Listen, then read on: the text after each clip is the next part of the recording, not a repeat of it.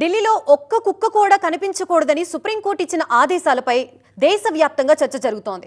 జంతు ప్రేమికులతో పాటు పలువురు సెలబ్రిటీలు సుప్రీంకోర్టు తన నిర్ణయాన్ని పునఃపరిశీలించాలని కోరుతున్నారు.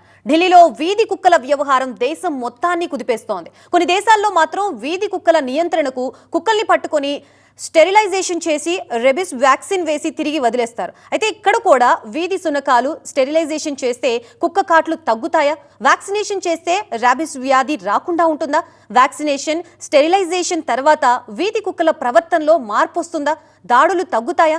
దీనిపై వెటర్నరీ డాక్టర్స్ అసలు ఏం చెప్తున్నారు?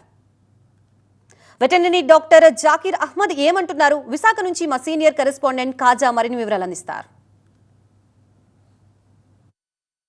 వీధి కుక్కలకు సంబంధించి ఇప్పటివరకు చాలా వరకు ఘటనలు చూసాం. ర్యాబిస్ మరణాలు అంటే కుక్క కాటు జరిగిన తర్వాత చాలా వరకు మరణాలు అవుతాయి. స్టెరిలైజేషన్ వల్ల ర్యాబిస్ సోకే అవకాశం ఉంటుంది. దీనికి సంబంధం ఉందా?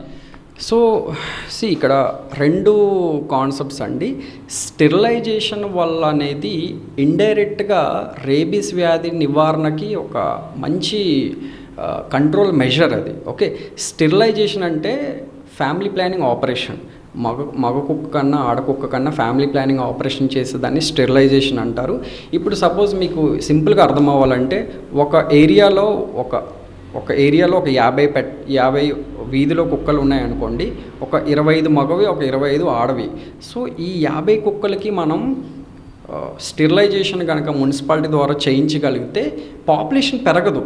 ఫ్యామిలీ ప్లానింగ్ ఆపరేషన్ చేస్తాం కాబట్టి 50 నుంచి 51 అవ్వదు.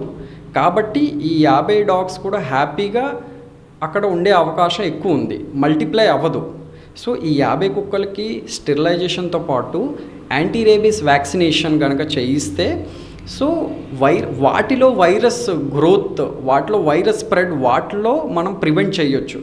ఈ విధంగా వ్యాక్సినేషన్ అండ్ స్టెరిలైజేషన్ ఈ రెండు చేయిస్తే ప్రాపర్గా టైం టు టైం మున్సిపాలిటీ ద్వారా చేయిస్తే అప్పుడు మనకి ఖర్చు అవకాశం తక్కువ ఉంటుంది. సో ఈ విధంగా మనం రేబీస్ వైరస్ అనేది మనం ప్రివెంట్ చేసుకోవచ్చు. రేబీస్ వైరస్ ఆ వ్యాక్సినేషన్తో మీరు అరికట్టవచ్చు అంటున్నారు. కాకపోయినా వీధి సునకాలకి దాడి చేసే స్వభావం, గాయపరిచే పరిస్థితులు ఉంటాయి కదా? ఖచ్చితంగా అండి. ఇప్పుడు ఏంటంటే వ్యాధి సోకకపోయినా గాయం అయితే జరుగుద్ది.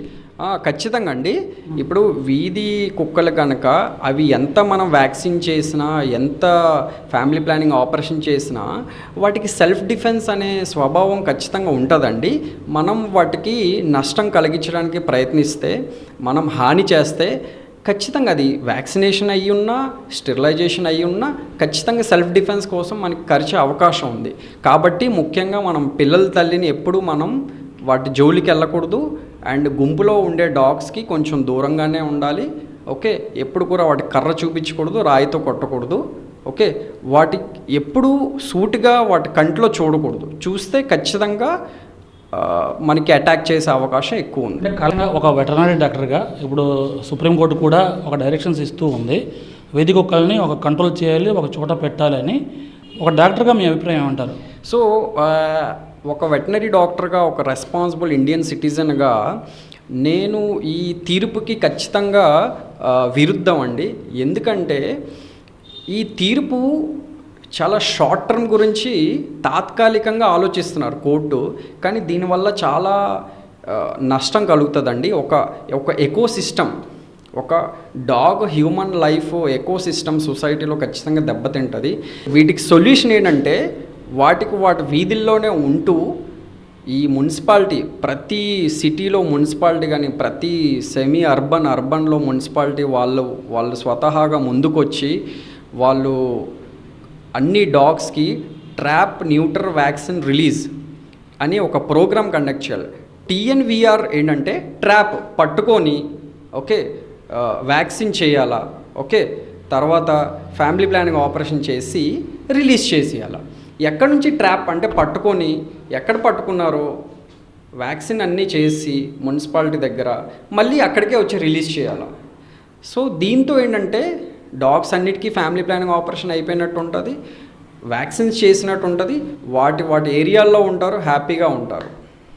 సో ఇది ఓవరాల్గా కుక్క కాట్లు మరణాలపై దేశవ్యాప్తంగా విస్తృతంగా చర్చ జరుగుతున్న నేపథ్యంలోని వెటర్నరీ డాక్టర్ జకీర్ అహ్మద్ చెప్తున్న మాటలు అంటే ప్రధానంగా ఏవైతే ఊర కుక్కలు ఉంటాయో, వీధి సునకాలు ఉంటాయో వాటికి పట్టుకొని వ్యాక్సినేషన్ చేసి స్టెరిలైజ్ చేసి అక్కడ ఎక్కడైతే సంచరిస్తాయో అదే ప్రాంతంలో విడిచిపెట్టడం వల్ల ఈ మరణాలకు కానివ్వండి, ర్యాబీస్ వ్యాధికి కానీ దాదాపుగా నివారించే అవకాశం ఉంది.